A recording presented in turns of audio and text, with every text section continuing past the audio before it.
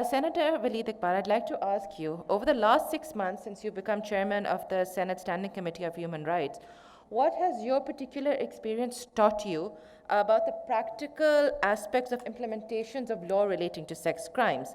And also, if I may also ask you, where do you see this recent anti-rape law heading in the context of the time to come? Thank you very much for inviting me. Thank you very much, and my compliments to the organizers of the Asma Jahangir conference. As chairman of the Senate Standing Committee on Human Rights, which I've had the honor of being elected early in June 2021, we have taken up several laws, starting with the law for the protection of senior citizens, law against domestic violence, which is now back in the National Assembly, law protecting domestic workers, law against corporal punishment. And then in the upcoming meetings, we are going to be taking up some legislation involving child protection, legislation involving protection of transgender persons, and we are taking up the Jokshio case and another case involving an incident of rape at a university in Balochistan.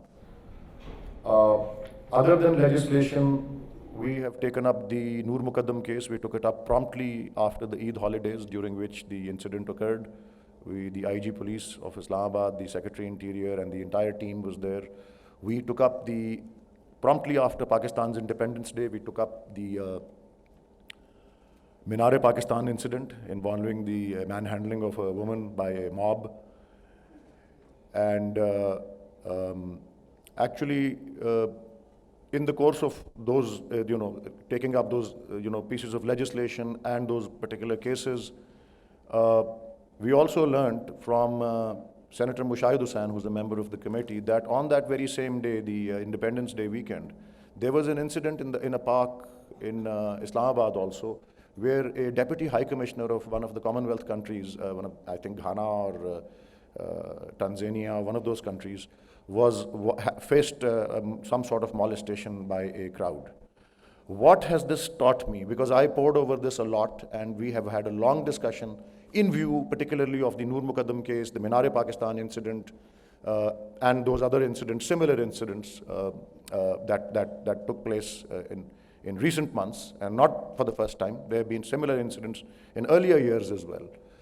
The first thing that I have understood, and I want to posit, and I can see that there are opinion makers here, legislators are also participating in this conference, the police officials are present. As one headline item, I believe that it is not, of course, all this new legislation is coming with new definitions, new punishments, better investigation tools and things like that. But what I have learned is that, and now history is also, empirical evidence also confirms this, that it is not the severity of the punishment that actually overcomes incidents of crime, and particularly crimes involving violence against women. It is not the severity of the punishment, it is the certainty of the punishment. If a perpetrator is aware that the law will chase up after him, if he or she is aware that the law will bring him or her into the dock and will punish him, and not that, he or she is above the law or somebody or the other will intervene and, make the law sort of inapplicable. The reason why I'm saying this is because there is a section 354A of Pakistan Penal Code. It addresses exactly the kind of incident that occurred at Minar-e-Pakistan on the 14th of August 2021. And mind you, there was a similar incident. There was a documentary filmmaker who had gone to the mazar of the Quaid-e-Azam Muhammad Ali Jinnah, and a similar incident took place, and there were 4 policemen standing and watching. And after she was able to disengage her and her crew from the mob, she went to those policemen and said, why didn't you come and, try and stop this? And they said, though they were 200 people, we are just 4. Why did you even come here? So Section 354A of the Pakistan Penal Code prescribes death penalty, life imprisonment for assault or use of criminal force to a woman and stripping her of her clothes. And this has been on the statute books through a presidential ordinance by General Ziaul Haq in 1984. So for 30 something years, this law has been on the statute books, but it did not deter a crime of this nature because of, there is no certainty of the punishment. What punishment can be more severe than capital punishment? So that's the first thing, madam, that the certainty of a punishment. So that's the issue that addresses the practical aspect. That is the issue that addresses the implementation, because that involves across the board, will and a culture of, enforcing the rule of law. So it's number one, the certainty of punishment, not the severity of punishment. The second thing is that in our, and I've just exemplified that, in our sort of a patriarchal society, we are faced with the, and I don't think this issue has been addressed here so far, victim blaming particularly. That it is always the victim, not the perpetrator. Particularly if the victim is a woman. And mind you, when we were looking into the Minar-e-Pakistan incident, there was an incident of gang rape just around that time in the University of Mysore in India. And to add insult to injury, the administration of the university, the vice chancellor, issued a notification that women cannot go out on the campus after 6 p.m.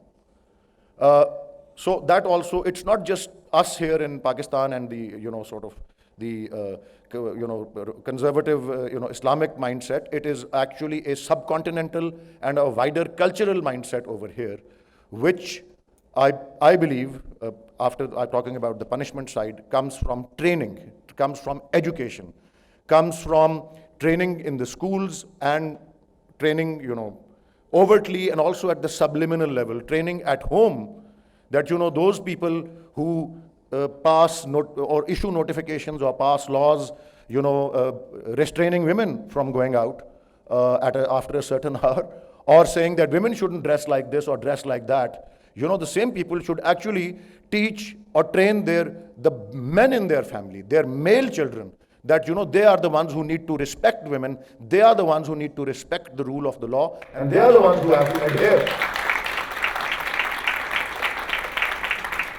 And that can only come through talim in schools and tarbiyat at home. So there are two aspects of training, and the overt and the subliminal. And third and last but not least, what this has taught me is also these kinds of crimes can be overcome through a narrative building.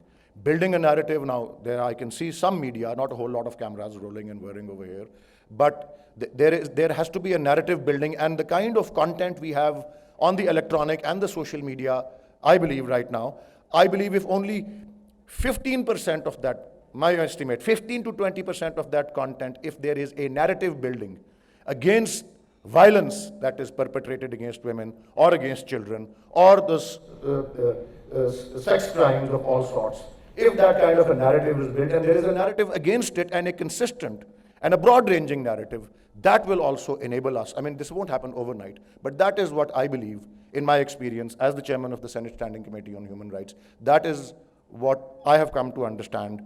And I do understand, I recognize I represent the government, and I believe this government wants to promote tourism. I know that. I believe this government wants to promote investment. Now, if we have incidents like Minar-e-Pakistan or the one that the diplomat in Islamabad encountered, how can we expect people to come here with their families? How can we expect people to come and invest their money? So these are the things which I believe we need to do.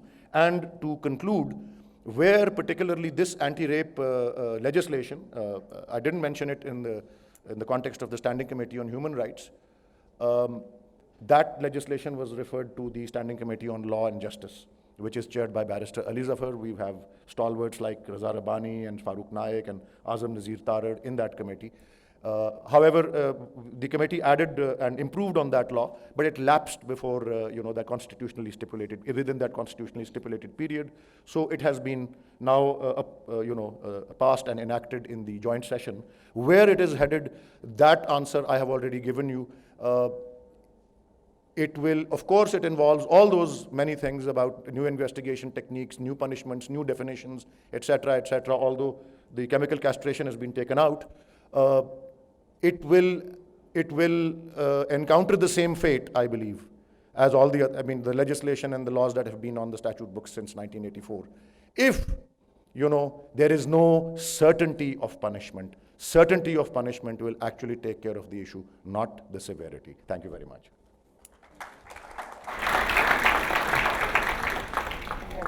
Senator Saab, we've talked a lot about accountability.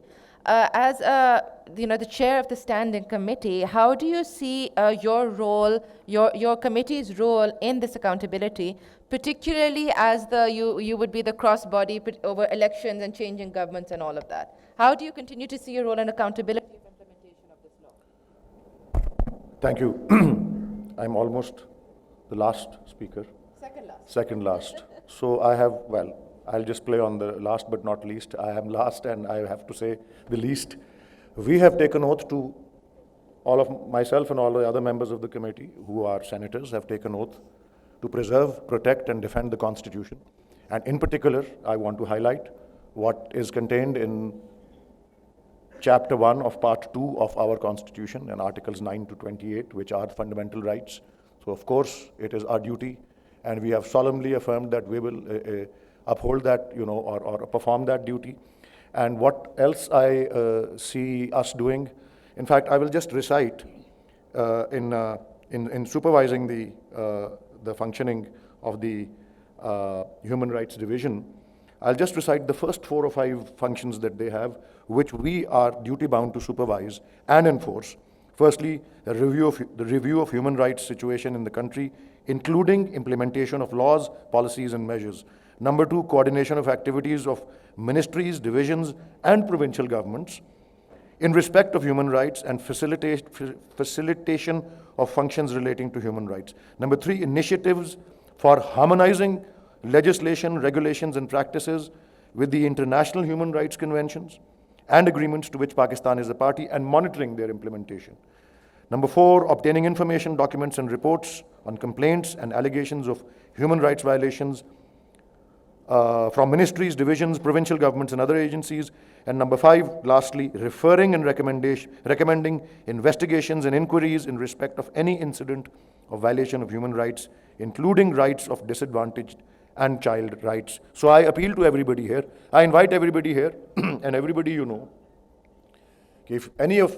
if you feel in any of these domains, any matter is worthy of attention and being acted upon, you feel free to write to me, write to any senator and it will be referred to me, write to the chairman Senate and it will be referred to me.